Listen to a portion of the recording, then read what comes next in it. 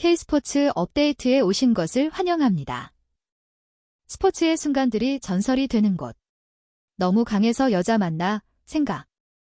라이벌들이 말하는 안세영. 안세영 최종 목표가 남자 단식이랑 비슷하게 가는 것. 안세영은 너무 강해서 여자 맞아 이런 생각이 먼저 듭니다. 태국 라차녹 인타논. 너무 잘해서 무섭습니다. 점수를 뽑기가 힘듭니다. 일본 야마구치 아카네. 안세영 선수는 항상 모든 나라 선수에게 롤모델 같은 존재입니다. 중국 왕즈이. 역대 최고 승률의 최다승, 최고 상금 기록까지 갈아치우며 배드민턴의 새 역사를 쓴 안세영에 대해 상대 선수들이 한 말이다.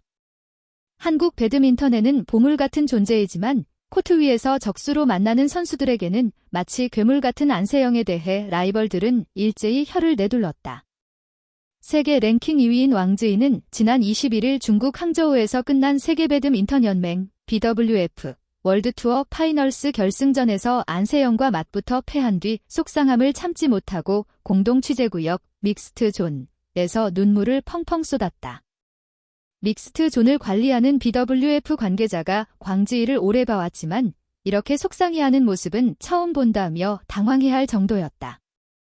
이날 왕즈이는 결승전에서 무려 1시간 36분간의 혈투 끝에 안세영에게 1대 13대 21, 21대 18, 10대 21로 패했다.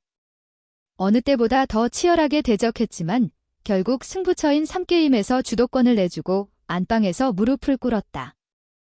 이로써 왕즈이는 올해에만 안세영에게 8전 8패를 당해 끝내 공안증을 극복하지 못했다. 공안증은 중국 언론과 팬들이 안세영에게 유독 약한 모습을 보이는 중국 배드민턴계의 상황을 풍자할 때 쓰는 신조어다. 이런 왕즈이는 안세영을 전 세계 여러 선수에게 분석당하고 연구되고 있지만 그녀는 코트에 설 때마다 항상 새로운 무언가를 보여준다고 평가했다. 그러면서 안정감과 꾸준함, 스피드, 그리고 경기 운영 능력 면에서 항상 다른 선수들보다 한 수 위에 있다고 생각한다고 했다. 세계 랭킹 3위인 야마구치도 최근 안세영을 상대하는 게 더 까다로워졌다고 했다. 지난해 야마구치와 4차례 맞대결에서 모두 1시간을 훌쩍 넘겼던 안세영은 올해부터 공격적인 플레이를 추구하기 시작한 이후 경기 시간이 눈에 띄게 줄어들었다. 올해 치른 6번의 경기 대부분을 40분대에 끝냈고 60분을 넘긴 경기는 없었다. 이번 준결승에서도 단 38분 만에 안세영에게 0대2로 완패한 야마구치는 경기를 마친 뒤 안세영의 매서운 성장세에 주목했다. 야마구치는 대전의 안세영 선수는 수비가 더 강하다고 생각했는데 최근에는 공격에도 힘이 많이 붙었다며 저로서도 랠리를 하거나 수비하는 게 더 힘들어졌다고 했다. 이어 만날 때마다 많은 어려움이 있지만 그만큼 얻어가는 것도 많다며 그는 언제나 저를 도전하게 만들어주는 훌륭한 선수라고 했다. 상대 선수들의 이런 평가에도 안세영은 스스로 부족한 게 많다고 말한다. 그는 저를 분석하고 있으니까 당연히 쉽게 이기는 경기는 이제 없을 것이라며 그래도 저도 더 발전하려고 하고 있고 그래서 계속 준비해야 할 것 같다고 했다. 안세영은 남자 단식 선수와 맞붙을 정도의 체력과 기량을 갖추는 게 목표라고도 했다. 그는 남자 단식을 보면 어떻게 이런 플레이가 나오지, 이런 게 조금 더 많이 보인다며 최종 목표가 남자 단식이랑 비슷하게 가는 것이라고 했다. 그러면서 저는 할 수 있다고 생각한다고 했다. 한편 안세영은 이번 대회에서 시즌 최다승, 최고 승률, 상금에서 역대 최고 기록을 세우며 배드민턴 역사를 새로 썼다.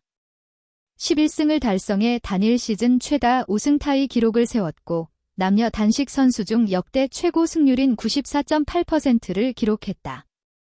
또 우승 상금 24만 달러, 약 3억 5,500만 원을 받으면서 올 시즌 상금 100만 3,175달러, 약 14억 8,500만 원을 챙겼다.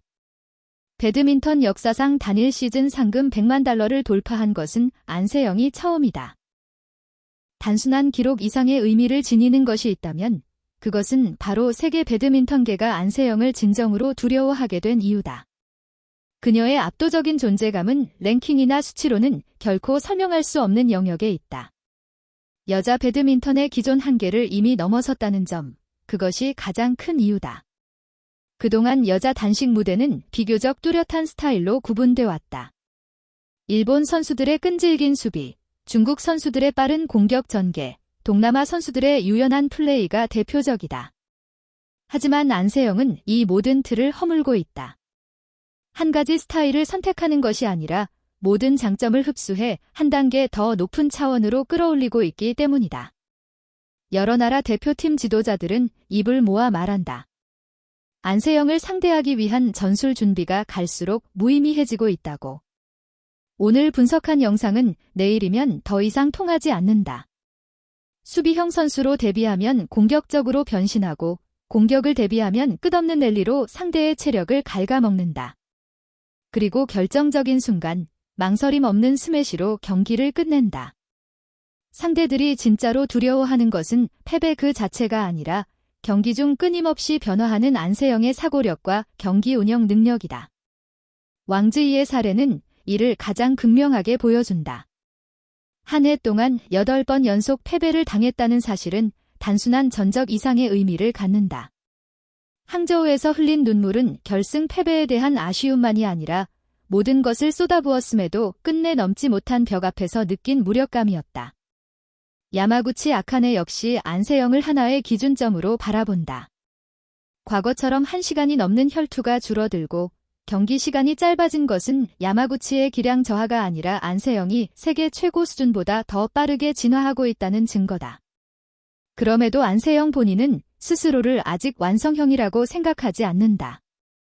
그는 이제는 쉽게 이기는 경기가 없다고 담담하게 말하며 끊임없는 준비와 발전을 강조한다. 남자 단식 선수들의 플레이를 보며 놀라움을 느끼고 그 수준에 가까워지는 것을 최종 목표로 삼고 있다는 말에서도 그의 시선이 어디를 향하고 있는지가 분명히 드러난다. 훈련장에서의 안세영은 경기 후에도 코트를 떠나지 않는 선수로 알려져 있다. 발놀림, 타점, 호흡 하나까지 집요하게 점검한다. 코트 위에서는 냉정하고 잔혹할 정도로 정확하지만 승리가 끝난 뒤 그는 늘 스스로에게 묻는다. 더 나아질 수 있는 부분은 어디일까? 아마도 이것이 세계 정상에 오른 선수들이 공통으로 인정하는 사실일 것이다. 안세영은 지금 가장 강한 선수일 뿐 아니라 앞으로도 가장 넘기 어려운 선수라는 점이다. 그리고 언젠가 여자 단식과 남자 단식의 경계가 더욱 흐려지는 날이 온다면 그 변화의 중심에 서 있는 이름 역시 안세영일 가능성이 크다. 상대들이 하나같이 이렇게 말할 수밖에 없을 만큼 말이다. 너무 강해서. 이게 여자 배드민턴이라는 사실을 잠시 잊게 만든다.